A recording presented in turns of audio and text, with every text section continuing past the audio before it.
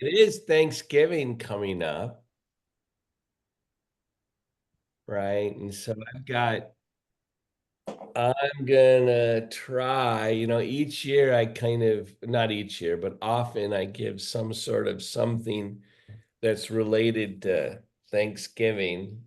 Um, and one thing I got it, and what I was thinking about this morning was, and they're all variations on similar thoughts, but there is a difference between feeling gratitude and giving thanks, right? And that I hope they're related, right? I mean, it's easy in a way, giving thanks is the action, like it's the thing of, um, and it's also that's a whole symptom of also recognizing other people or things in your life that you typically don't acknowledge or and you're thankful for something or you give thanks to something and those are all wonderful.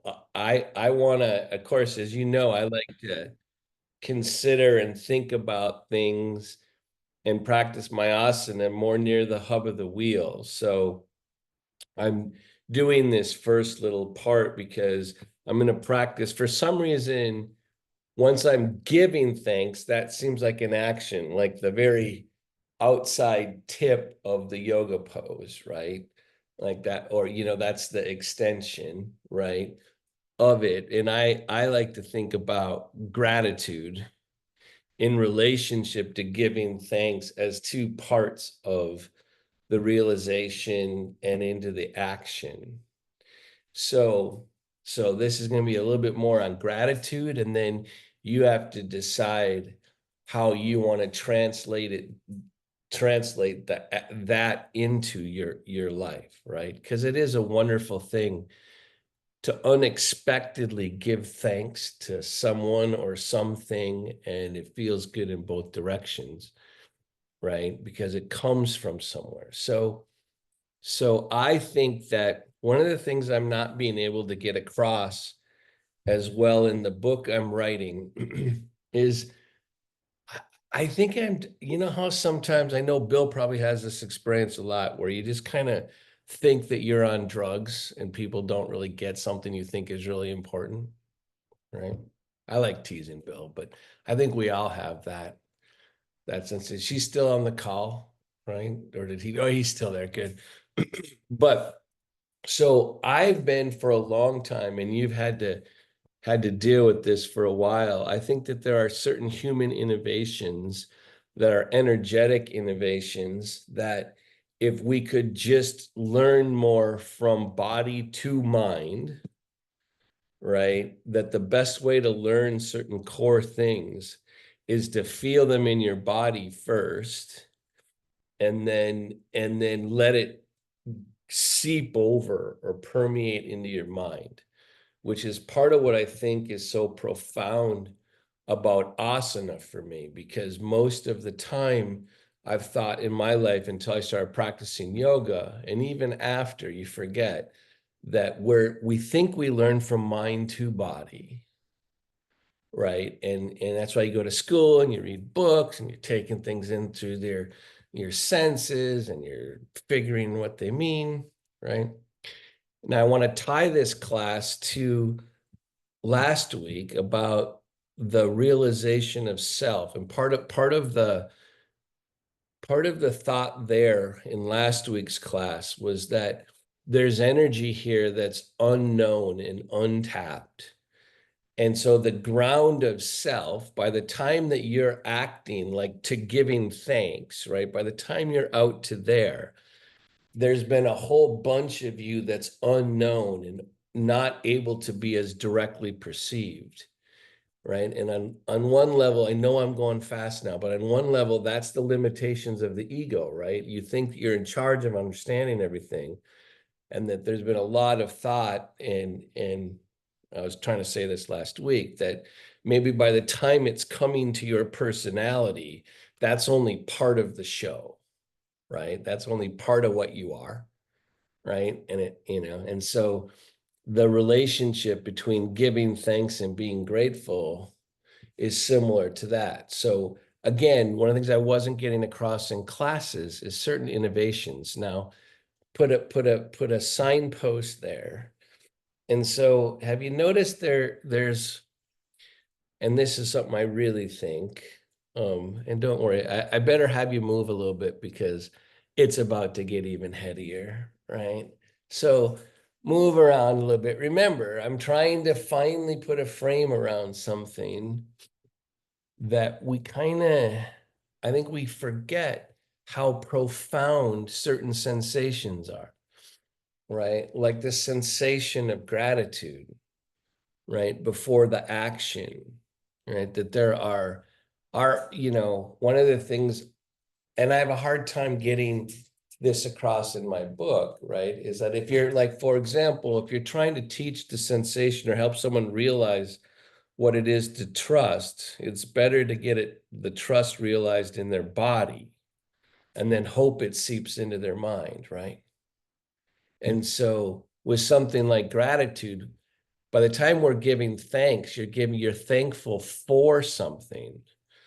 But what is it you're trying to give back and reflect into the world? What's the sensation, the core of the sensation, right? And that's what I'm calling gratitude. So we have these energies that transcend both mind and body. Maybe they land in the space between. And as you know, I think that's where, sorry, I'm going to just indulge.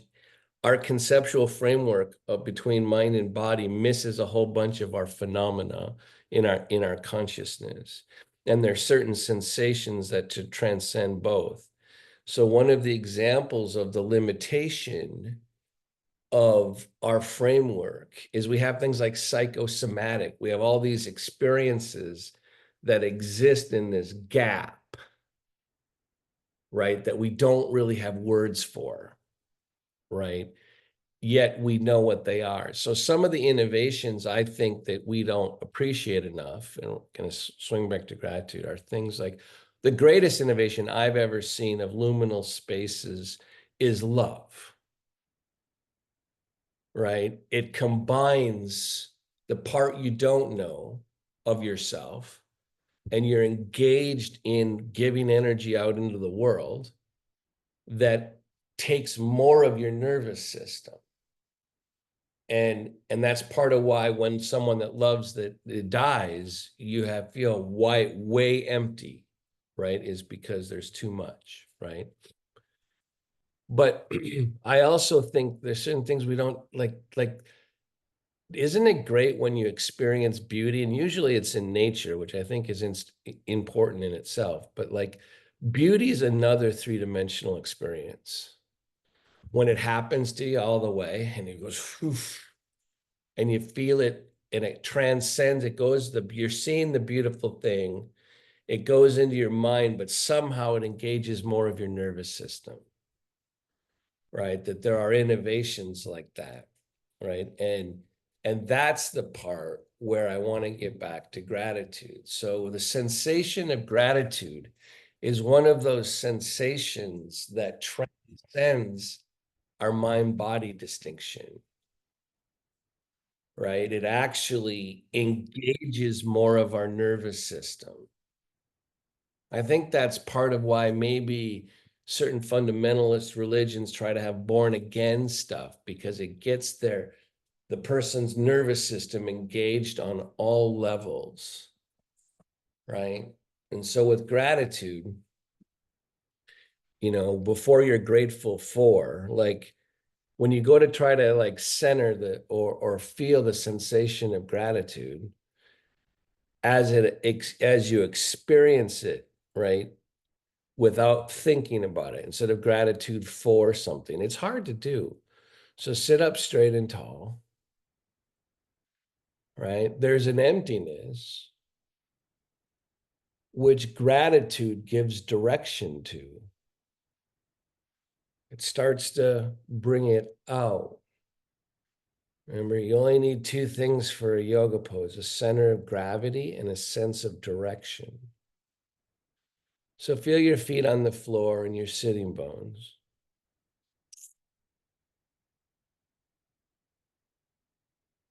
So think about things like gratitude. And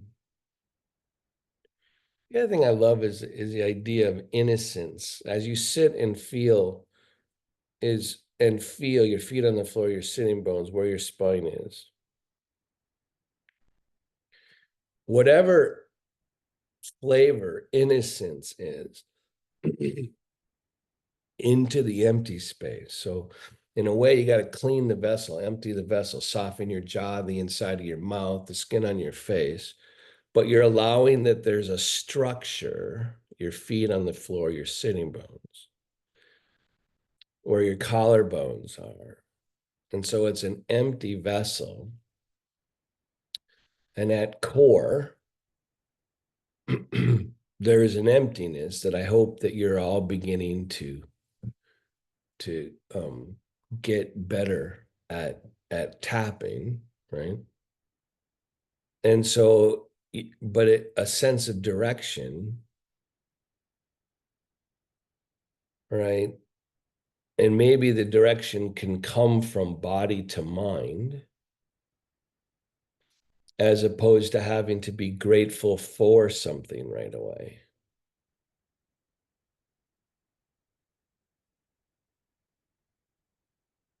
So I know, without getting too emotional, right? Um, for example, that Amanda has learned in the last few months that she's pretty grateful for Clive, right? But pause for a second, and in your emptiness, allow that there are certain directions that come through you that give direction to more of you, to the parts that your mind doesn't exactly know. So everyone, maybe it's a person right now, but recognize how whatever that person does, they give direction to more of you,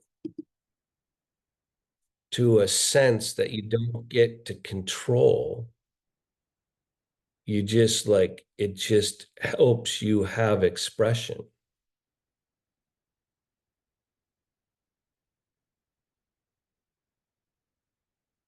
This is the wonderful side of attachments, right? Love creates a pretty good attachment, especially if it's pure, gives direction.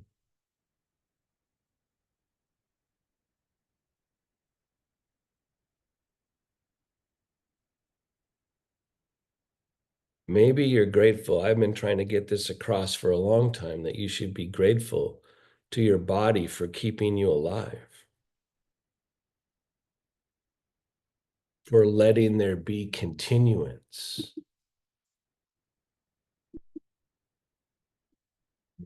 that without you, without your body, you get to continue without having to choose it. Breathe in, breathe out. Figure out the energies that move you into action, that move you to the ends of your yoga poses, to the outer edges, into the world, right? But no, at first it starts empty.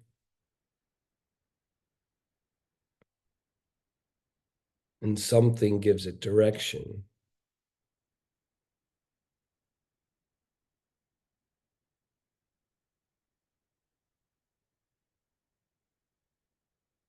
Let go of your day and prepare to move more of you through poses.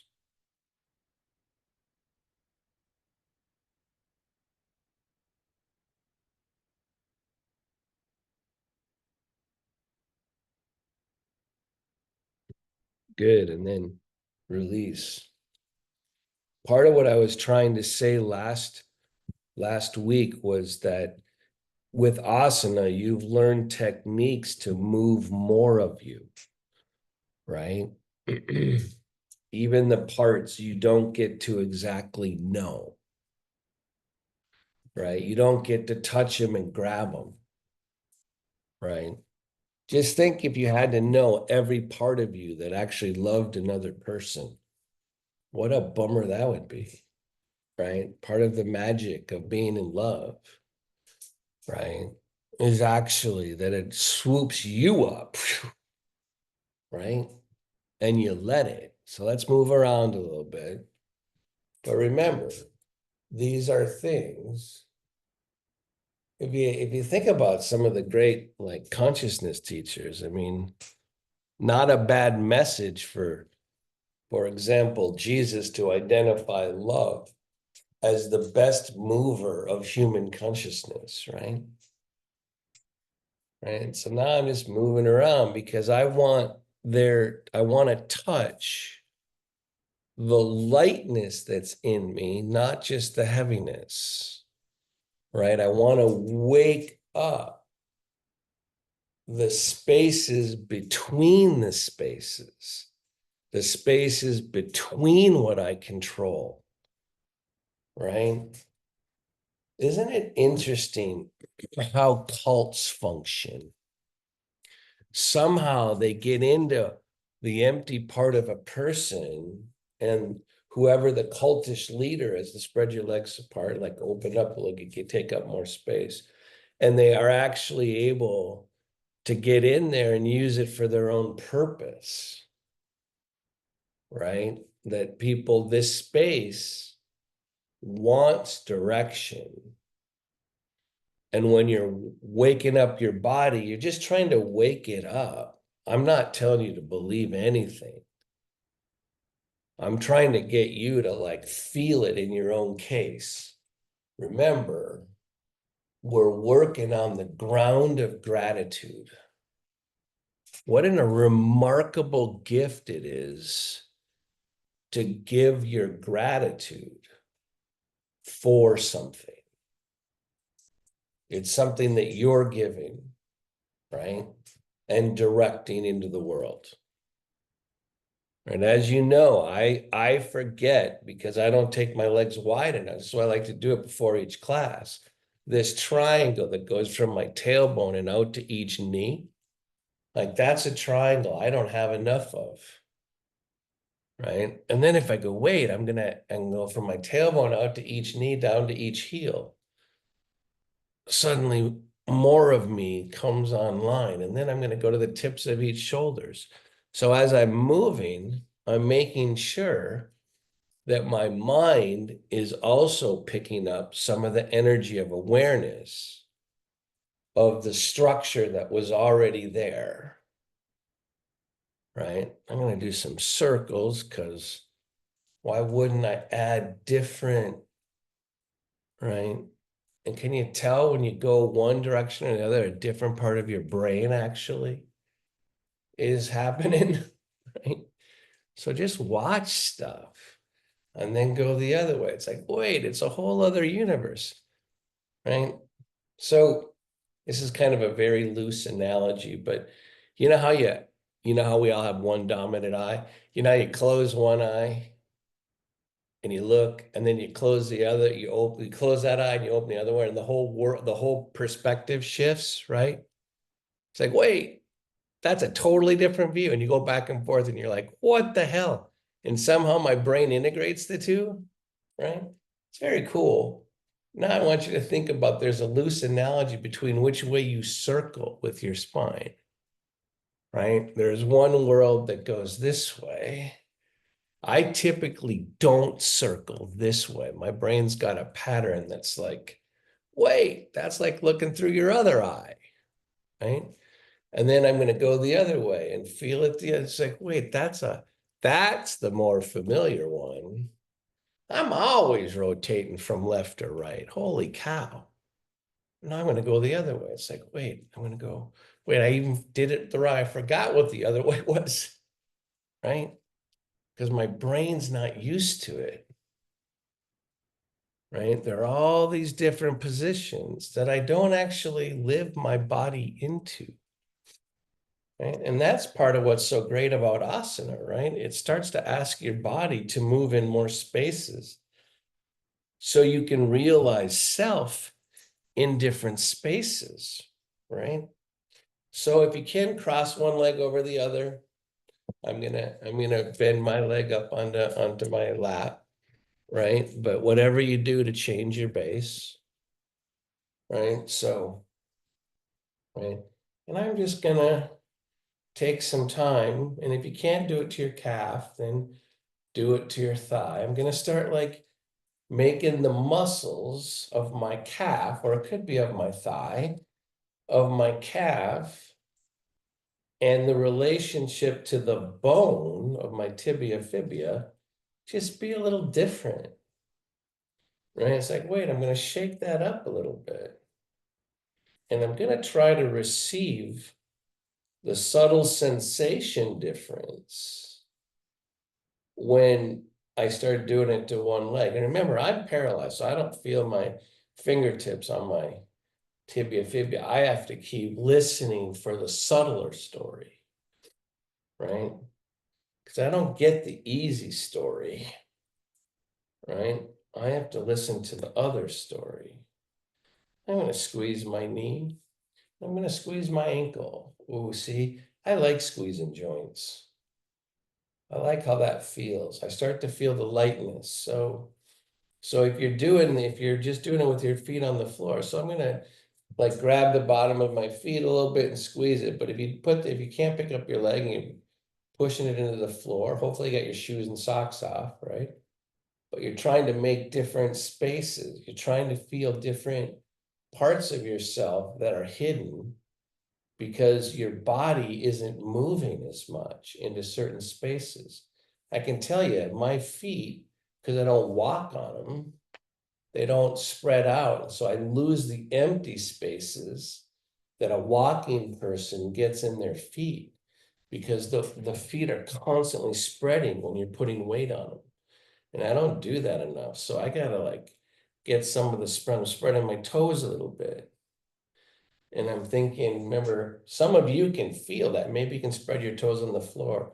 Some of you can feel that. I can't quote feel that, but I certainly can allow for the subtle changes that happen. So one of the things I used to do when I was teaching, trying to get people to understand and appreciate, I'm going to switch to the other leg, the subtlety of this level of sensation. I'd have even quote traditional non-broken spinal cord people. So I'm back to my calf again, or your thigh or whatever. I'd have them, rub their feet for a while. I'd have them first stand up and feel what that feels like. And then I'd have them rub their feet for a while and move the toes and stuff. I'd have them sit back down, have them rub their feet and toes for a while. And then I'd have them stand back up. And almost everybody would be lighter. They'd have a lighter feeling in their body because they actually brought more awareness. So again, I'm pushing the calf muscle into the tibia fibia. I'm surrounding the joint with my hands here, right? I'm doing it on my ankle because I'm getting the brain to pay attention, my mind to pay attention, and gives an outside to the space in the center of my ankle, which my mind very rarely allows, right? So by giving it structure, right, by touching it, then I'm going to move my toes a little bit. I know that when I get more, man, you could call it blood flow, you could tell a whole bunch of stories now, right? Circulation. I know, and I used to try to show this to people when I would train them. I know that the world gets lighter when you occupy from a sensation point of view, when you occupy more of your body, life gets lighter. There's something to be grateful for. Holy cow. And then how come I don't do this more? Why do I get caught up in forgetting that it just feels good to feel more of my body in relationship to the world. That when I worry about stuff and feel anxious about stuff, about the state of the world, I'm forgetting this part of me, right? I'm forgetting it. I'm leaving behind parts of myself, right? That's what mental energy does. It leaves stuff behind, right? Ego stuff leaves behind. I'm doing dog pose now. Ego leaves parts of self behind. It's super functional though, right? So now I've got my hands on the table. I know where my sitting bones are. I know that if I can get more awareness on the inside edge of my arms while I lift shoulder stand up here, like up there as this rotates up, and I press down through the index mound, because I've done a lot of yoga, I know that my spine engages. So this is rotating slightly up. There's a diagonal line going across my forearm to my index mound. I'm doing both of these actions to bring a different kind of attention to right here.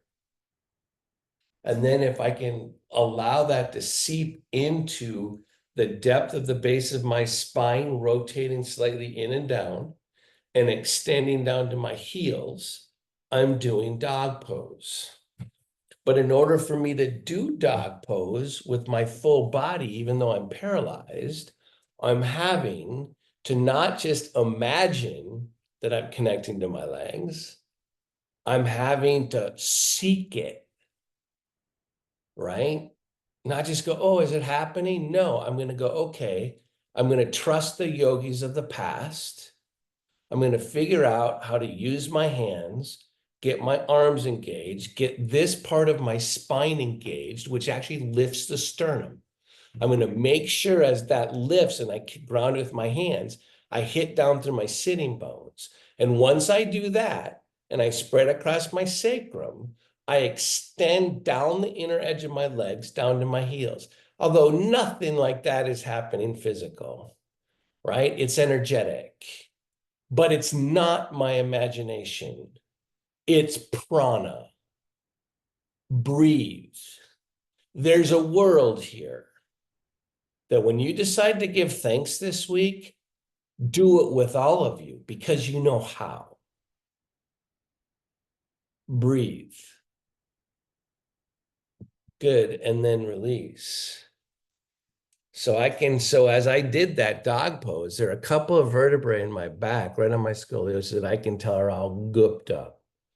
They're all like crabby. And if someone were to like be able to put an elbow right to the farthest point of my scoliosis, I'd get this nice release of water cascading through my body, right? So I'm going to go, oh, I think I'll try to help myself a little bit. I'm going to take my hand behind me, find the place on your back, right, that you know is kind of stuck, and keep it company. I can't do both at once. I'm jealous for you, those that can. All right. I'm not jealous, but I'm glad you can. Right. But I'm going to keep that part of me company. Because I did one side, I'm going to do the other. Although the left side of my spine, I don't need it as much, but I can reach across to the right. This is way easier on my shoulder. My left shoulder is more flexible in this direction. Right. So I'm trying to keep my spine company so I can let the release of energy that I can't control, I can only experience. I can let that release of energy fill my chest because I know shit, because I practice yoga. So do you. Now, if I want to deaden the energy, I'm going to let my shoulder slump down. If I want to not get the benefit of it, I'm going to do a bad yoga pose, right? If I'm going to push into my back and extend from here out to here, right? And I'm going to let that space go down to my legs. And I'm going to breathe into the whole damn thing, the whole kit and caboodle. And I'm going to be grateful for shoulder stand and then release, the queen of all yoga poses, because when this space opens, it fills the vessel, right? And that's why your shoulder stands the queen of yoga pose. So I'm going to go to the other side. Remember, what's wonderful about some of these sensations, like gratitude, is they can transcend the whole vessel. They can transcend the boundaries of mind and body, right? So I'm working it again. So now I have this shoulder on my body. It's not nearly as open as this shoulder. So I have to work to get this shoulder open. So like Julie, you could pull back on one of Michael's shoulders, each one at a time, so I can get this space open right here, right? So, so I'm coordinating, pushing into my own back. In other words, keeping my spine company, putting it forward into the world because I want to integrate with the world. Because when you give thanks this week, have it try to be from your spine, right? Not just from your head, right? And so I'm going to work. And now, because this shoulder rolls forward for me now, I got extra work trying to descend this shoulder blade and open this up because I want it to fill my legs, right? And so there I'm doing that right now, right? So I'm filling my legs and I'm having to balance with my other hand on the table or on my thigh so I can get a sense of balance. So as I open this, I don't open this into unbalance. I get myself grounded, work on my own spine, find the truth of shoulder stand, right? And get it down to my legs. Breathe. Dang. And then if you don't believe something magical happened, when you take it away, do you feel how the world got heavier again? Can you feel like, wait, when I don't keep my spine company, when I don't give it a direction, the world's heavier? You know, don't you really feel sorry for someone that doesn't realize they love things? The sad, heavy place, right? That'd be hell. I'm going to go back with both arms now, which is really kind of dangerous for me because I go off of balance. So I'm kind of indulging my mind here. I'm actually, yeah, I'm tempted to do it behind my wheelchair so I'm safer, right? So maybe you can take both hands behind your back. I probably can't and stay in conditions of safety because without conditions of some level of physical safety, I can't feel transcendent sensation, right?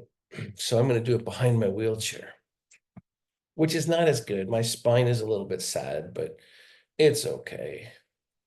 I don't get to have everything all the time, right? So now I'm opening across, trying to get this shoulder stand energy, trying to make sure I can tell I got a spot here that really drops. Not a surprise, I have a lot of pain there, right? Because it's closed down.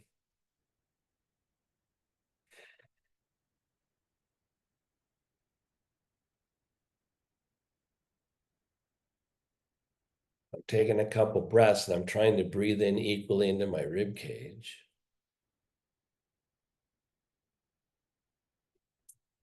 Good, and then release. So there are all sorts of things, right? So here's a little, I mean, I hope you start exploring the story of your entire life through opening and connecting to different parts of your body, right? Because it's all been taken in by your body, right? Your mind can't remember everything, but your body certainly can, has it all there. So I have a lot of pain right here. And it's been getting worse, for years now, but right through here, right? And it has to do with my scoliosis. I'm this way, and I've got all this stuff. And so that's why I'm going to rock a little bit so I can keep it open a little bit. So it's like, but work on your spot that that the porch light's not really turned on there very well. And typically where the porch light is not turned on very well, is where you do it to avoid pain, but in fact, it makes the pain more chronic, right? So I'm trying to get this light up right here. But it turns out that this place I have so much pain.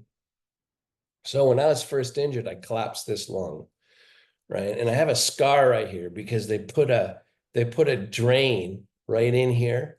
And I have a scar on my side body to drain the fluid out of this lung. Right. And I very rarely connect these dots because it's a weird thing for me to connect dots. So I have this and it turns out, and I had an osteopath say, well, part of your lower lobe of your right lung is actually a little bit collapsed. Right. So it's like, okay, maybe, but now it all makes sense, right? That if this is collapsed and I've got scoliosis and this shoulder rolls forward and this is a sad shoulder when it rolls too far forward, right? Right. If I can get a relationship between this being open, I'm pressing into my own place where I lost fluid and energy, right? I'm opening here. So I'm also touching a whole bunch of my life through my body. And I don't want my mind to get all caught up on all the trauma. I want to just have my body. Parts of myself that I abandoned and went on without me. Right? I left it behind, this part. Right? It has a cost, having left it behind. But I'm going to breathe into my whole body, knowing that this is an old injury that's dampening, turning off part of my porch light, and then release. Now, the question is, can I know this without having my mind freak out about it? The answer is yes. Come back to the table. So I don't know if you have a story that's that dramatic, but you have places in your body that you have abandoned, right? And so when you go to be grateful for your life this week, that place, that life energy won't be part of your gratitude because you let the porch light come off, right? And you're not to blame for letting the porch light go off. That's the screwed up part of this. There's no blame here. You are innocent instead. You've just been surviving your life. So now I'm putting my hands together here. You know why? Because then I get to feel the midline of my spine, and I get to feel this place I just visited across time into this place, right?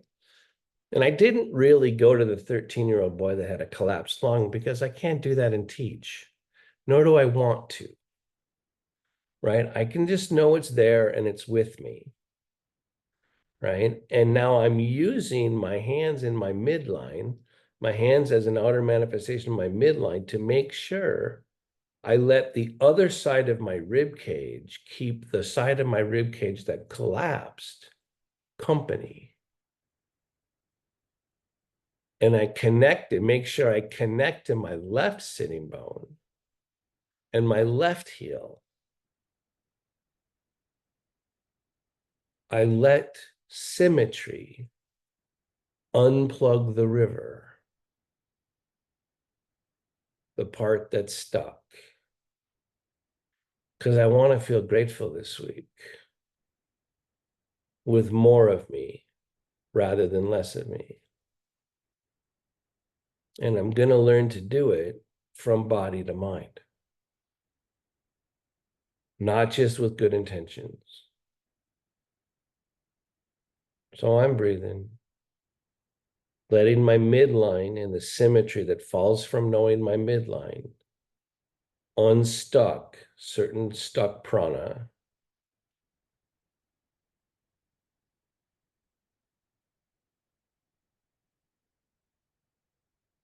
Good, and then release. If you're human at all, there are parts of your porch light that aren't on that are going to limit your ability to give thanks this week. Right? That's if you're human. If you don't have any of those places, then good for you, right? you've hit a whole big part of something. Inhale, take your arm up. So I'm going to go over to a twist, right? And I'm trying to use the twist to let go of certain energy that I just traveled through. So inhale, lift up, exhale, revolve. And I'm letting the twist touch more of me, which means for me, I have to release my neck. I have a lot of fear in my neck from breaking it twice. So I have to let that be part of the pose, and my scalp and my sitting bones and my heels. And I'm just like letting things, I'm squeezing the river together. So when I come out of it, right? So when I come out of it, it just goes, twist does this. It goes, and then you come out of it and it goes, right? Better go the other way. Inhale up, exhale, revolve. Again, I'm trying to allow dimensions of what I am that I'll never get to know all the way, but to be part of this twist. So now I can tell some things from yoga, like this shoulder has to go down. Like I know some things, how to get more of me here.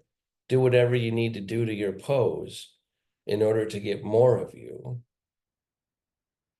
Soften the jaw on the inside of your mouth and soften the skin on your forehead so you can let it enter your emptiness, the more of you. Inhale, lift up, exhale, revolve. Squeeze together the current just a little bit. Lift under the collarbones, roll the shoulders back. So you're creating a narrow part in the current, in the twist. Lift under the collarbones and lift my eyes up because I got to remember that there's sunlight up there. Right? And then release and come on back to center. And then receive the cascade of letting the current go free. Right? And receive it. And that receiving is how I can feel like tingling and hum at the bottoms of my feet. Right? I don't get to feel the bottoms of my feet the way most people do. Back to dog pose. Right? So now I'm wanting to lengthen my spine more. So when I first go to lengthen my spine, hitting down through my sitting bones, right? And extending out through the top of my head, I'm literally trying to move in two directions, right? But I want to ground that action by pressing on the inside edge of my hands. And like we did before, letting the inside edge of my arms go up towards the ceiling, right? As I do something to press down through my index muscle at the same time. So I'm living into what happens in my experience when I let things working against each other actually merge. So when I'm lifting this part up and descending across my forearm to the index mound, I'm letting there be things working in opposition to receive what happens when I move past the opposition. Right? And then I'm going to broaden across my collarbones, lift my upper arms up towards the ceiling, my palms down towards the floor, hit down through my sitting bones, extend from my inner groin to my inner knee down to my inner heel. And now I can tell I could benefit from broadening across my collarbones because I know what yoga feels like. I know how asana engages more of me. Breathe. Good. And then release. Want to do a deeper twist. I'm going to come down now. Right? I'm going to come down and get down lower. So I'm going to come forward and use more gravity, right? And I'm going to, without having to go as far, I'm going to get enough leverage here to turn my spine near the core of it and just turn a little bit. I don't have to go as far because this is deep. I can feel a lot more earth here, right? Not as much air. but I'm going to make sure the center of my chest opens to the sky. And I'm going to breathe. And then I'm going to undo and feel. Go down the other way. Find a way to get enough earth. Feel on balance. Knowing that I'm trying to get shoulder stand to open. And by the way, fear complex right here, right? So you're opening, right? And you're turning, but you're in less space. You're turning at a narrower part of the river. Inhale, lift up, exhale, revolve. Keep the earth, keep the grounding. Good, and then come on back to center. Start rocking around a little bit.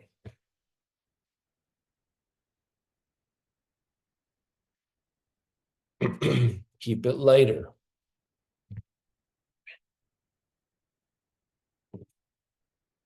I'm going to, in fact, do a back bend because I want to make an offering of the center of my chest more skyward. Right? I'm going to find the midline again. And this time when I lean over and take up more space, I want more of me to come with. Then I'm going to use asana technique to make sure the more of me that comes with includes my body, not just my intention. Good, and then release. I'm going to go the other way. Shift gravity, shift the whole universe. Have more of me follow the whole pose. Right? Because I know how. I know how to include all of me. Right? I've been studying techniques to make sure that this includes my body.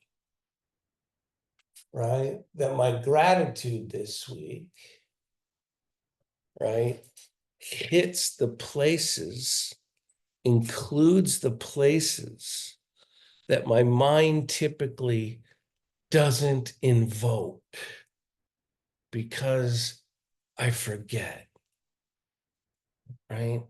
Because all the things that move my inner dimension and the attachments leave too much of me behind.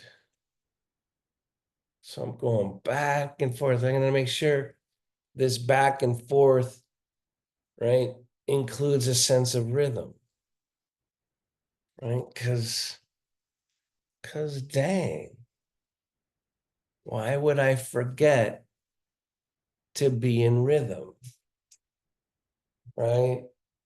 Because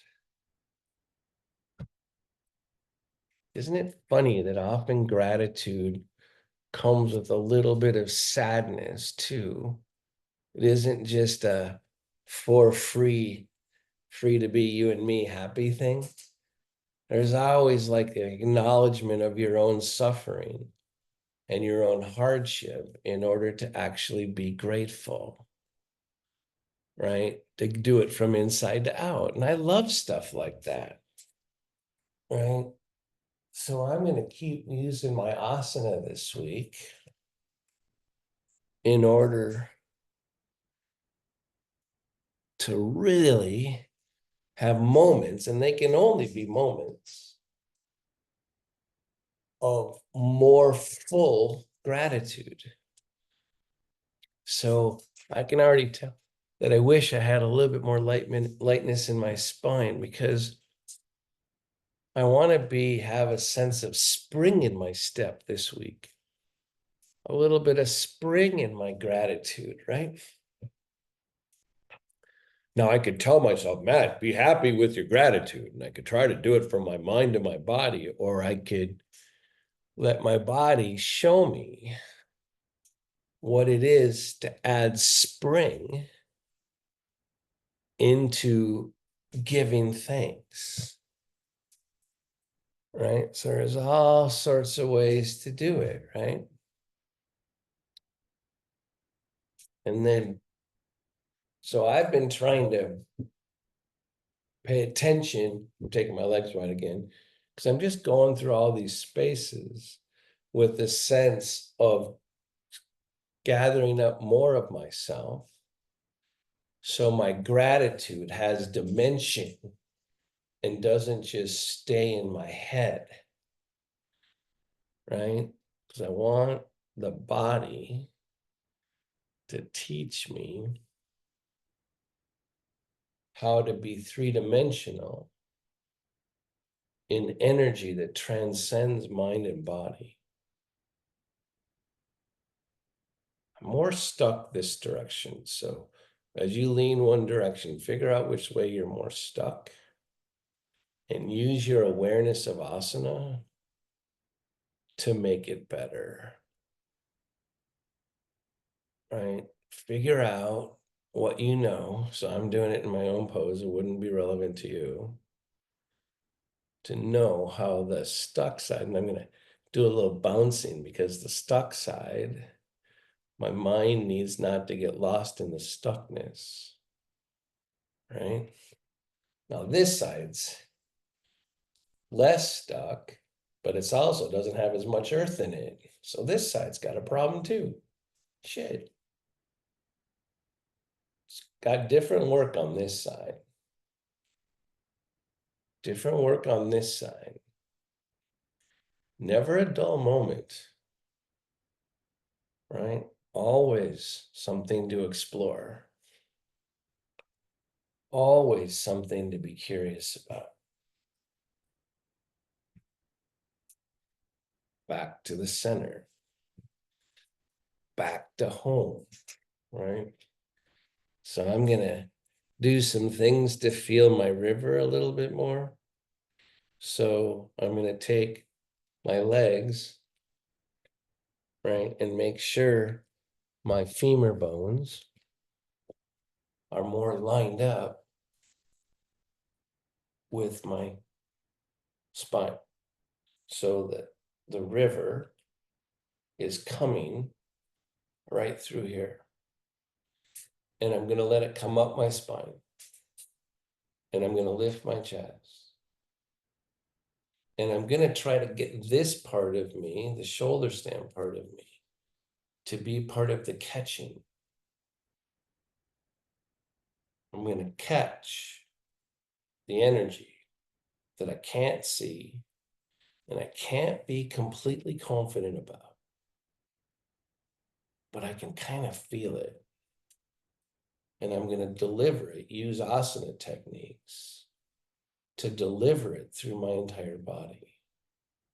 Ooh, I might have tweaked my right shoulder, says this energy that's coming through my core. Might have done a little too much on the right shoulder stand shoulder. So I'm just going to let that be true. Good, and then release. I'm going to come back to something that feels real grounded, right? And decide how I like my hands, right?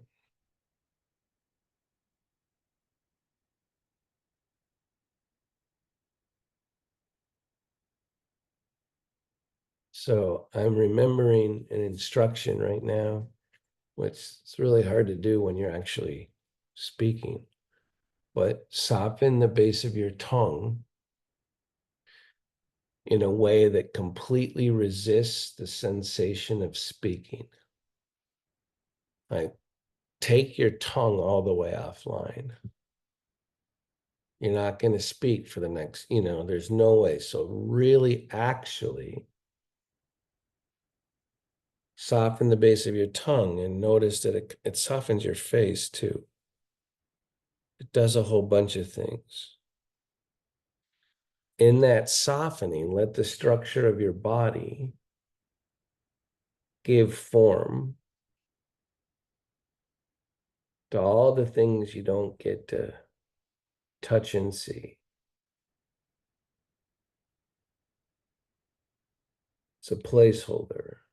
Because in a second, you're going to take more of you and let your chair hold you up. All of you.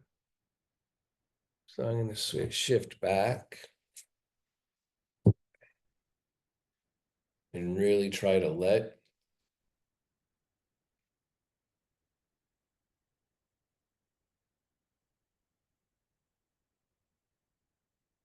right away, it makes me want to balance my head over my neck.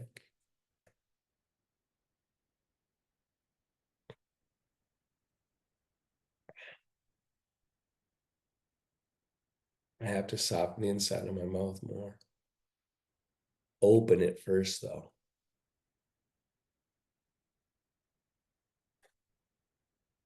Lips together, teeth slightly apart.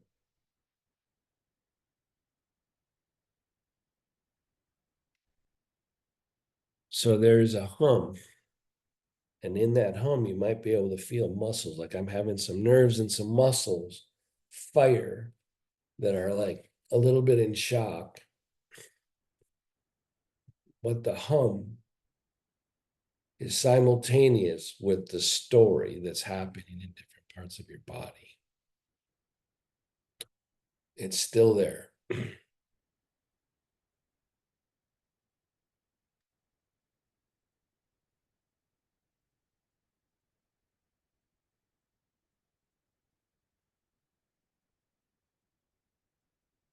Gratitude starts with your emptiness, gains direction.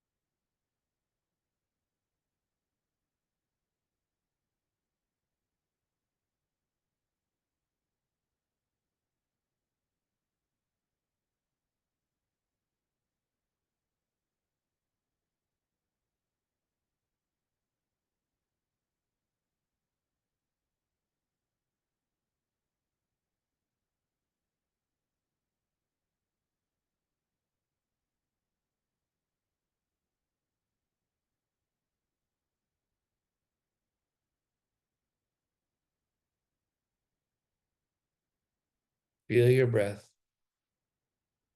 Don't change it.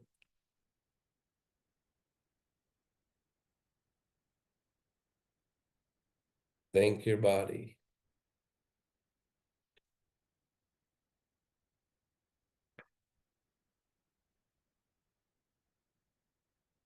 It holds one of the keys to self.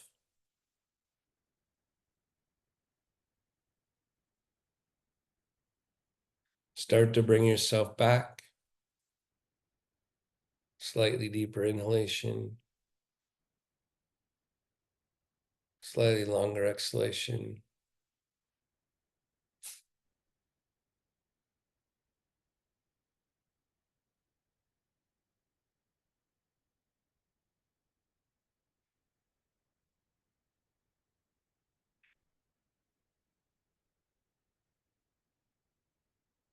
When you're ready, open your eyes.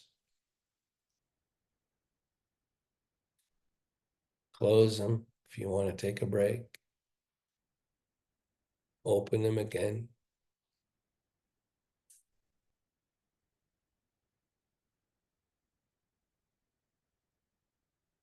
So one of the things that